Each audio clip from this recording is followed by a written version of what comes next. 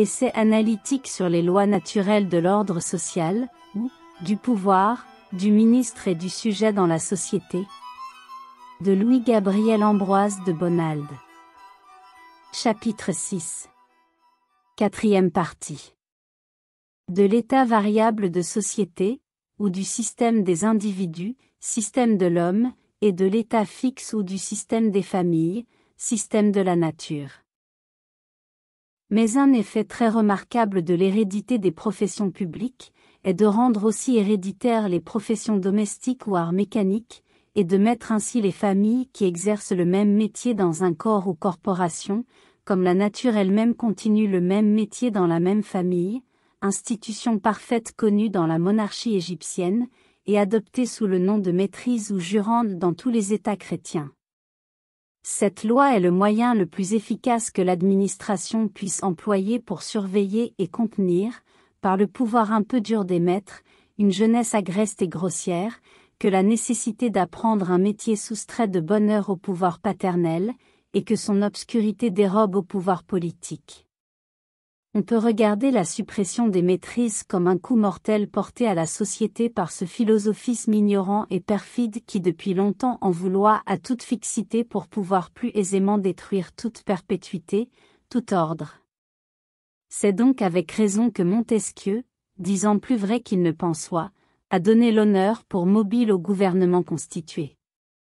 L'honneur bien entendu n'est en effet que la fidélité à ses devoirs publics ou privés, et l'on dit également l'honneur d'une femme, l'honneur d'un magistrat ou d'un guerrier, et l'honneur même d'un artisan. C'est donc très mal à propos qu'il a distingué l'honneur de la vertu, unique mobile, selon cet auteur, du gouvernement populaire.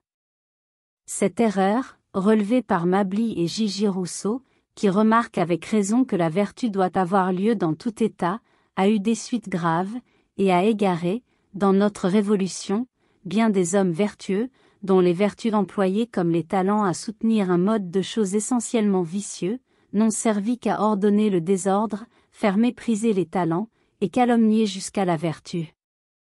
Un des grands avantages des ordres et des corporations est de donner au pouvoir de grandes facilités pour régler les familles en réglant le corps auquel elles appartiennent, et de régler l'individu en réglant la famille dont il est membre. Le pouvoir n'a, lorsqu'il faut régler, de prise que sur les corps. Et voilà pourquoi l'on voit des corps parfaitement disciplinés composés d'individus qui ne le sont guère. Le pouvoir doit donc donner au corps, et surtout au corps chargé du ministère public, des constitutions particulières, des constitutions qui règlent les devoirs des corps envers l'État, ceux de la famille envers le corps, ceux de l'individu envers la famille. Le pouvoir doit régler les corps, surtout celui du ministère public, parce qu'il doit tout régler dans des hommes qui doivent être la règle de tous. Le pouvoir le peut, parce qu'il ne saura pas pouvoir, s'il ne pourvoit pas tout ce que demande la conservation et la perfection de la société.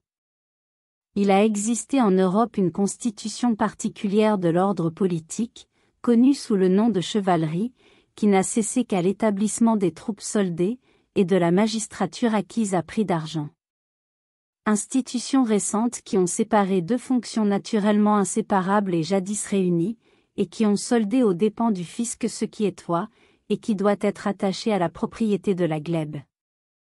Les princes ont vainement tenté dans toute l'Europe de remplacer cette institution sublime à laquelle la France doit la considération dont elle a joui depuis, par une chevalerie de cour, sorte de confrérie politico-religieuse, qui n'oblige qu'à porter des marques distinctives, et à paroître à des cérémonies publiques. Motif dont la convenance ne compense peut-être pas le danger politique qu'il y a à diviser un ordre essentiellement indivisible, et à affaiblir ainsi la force de l'État et l'action de son pouvoir. Car, là où la distinction n'est pas rigoureusement nécessaire, la division est inévitable. Mais, si le système fixe, ou celui des familles, doit être le système de la Constitution qui se maintient par les vertus, le système variable, ou le système des individus doit être celui de l'administration, qui, avec des vertus, demande encore des talents. Je m'explique. Le ministère de juger et de combattre pour la conservation de la société est la fonction générale de l'ordre qui y est dévouée, et la destination naturelle de chacun des membres qui le composent. Cette destination qu'ils tiennent de leur naissance, là où cette hérédité est une loi de l'État, forme leur caractère politique, et un noble naît dans ces sociétés avec le caractère de dévoué au service de l'État, par la seule et même raison que dans une famille où une maîtrise d'architecte se roi substituée à perpétuité, l'enfant naîtra avec le caractère de maître architecte.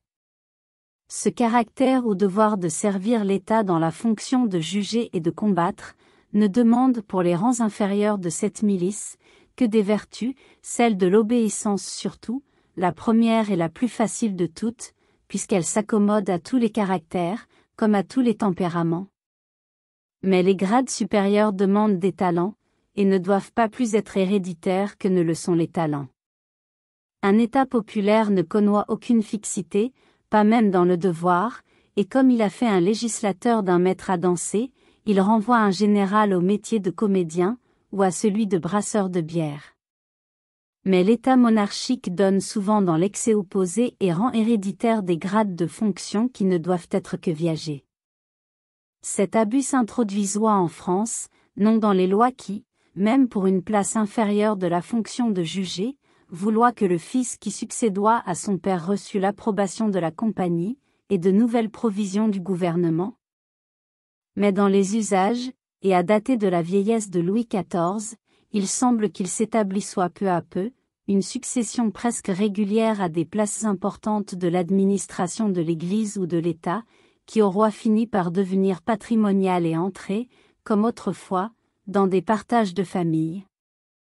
Et comme on ne consultoit pas toujours les intérêts de la société dans cette hérédité, on ne respectoit pas mieux les lois de la nature, et l'on accordoit fréquemment des dispenses d'âge, coutume immorale qui fait à la longue plus de mal à l'État en affaiblissant le respect dû à l'ancienneté d'âge, que le sujet dispensé ne peut, quel qu'il soit, lui être utile par ses talents.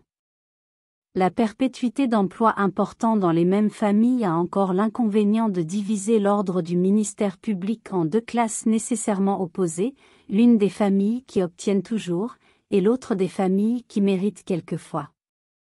L'ordre du ministère public se change ainsi en une véritable oligarchie, et il n'y a qu'un pas à faire pour que l'État entier tombe dans la démocratie dont les oligarques les plus favorisés deviennent assez souvent les plus ardents instigateurs. Tout ce qui divise, détruit, c'est l'oracle du fondateur de toute société. Et si la devise de l'État populaire est divisée pour régner, la devise de la société constituée est régner pour réunir. L'ordre dévoué au ministère public est donc, là où il est dans sa nature, un corps de famille chargé des fonctions publiques de juger et de combattre, et un séminaire d'hommes propres à remplir les grades éminents de ces fonctions, d'hommes qui doivent trouver dans leur famille des leçons de fidélité à l'État, dans leur corps des exemples d'honneur, et dont l'éducation et les habitudes doivent développer les talents et fortifier les vertus. Je ne dis pas que cela soit toujours ainsi, mais je dis que cela doit être, que cela peut être, que cela même a été, et qu'il n'est pas impossible que cela soit encore. Je ne répéterai jamais assez que je m'occupe de la société et du général, et point du tout de l'homme et du particulier.